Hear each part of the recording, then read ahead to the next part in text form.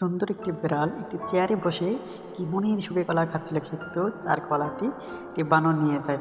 তখন সে কান্না করলে তার ছোট ভাই দেখে ফেলে। তার ছোট ভাই সে বলে, তুমি চুপ, আমি আরও একটি কলা নিয়ে আসতেছি। তারপর তার ছোট ভাই একটি দোকানে দৌড়ে গেল এবং আরও দুইটি কলা নিয়ে আসলো। একটি কলা তার দাদাকে দিল, আর একটি কলা সে নিজে নিয়ে খাওয়া শুরু করলো। দেখো, বড় ভাইয়ের জন্য ছোট ভাই কত কিছু করলো, তাই না বন্ধুরা?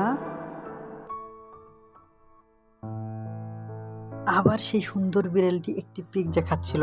তার পিৎজা খাওয়া দেখে একটি ভোদল তার পিৎজাটি দৌড়ে এসে নিয়ে যায় এবং সে কান্না শুরু করে।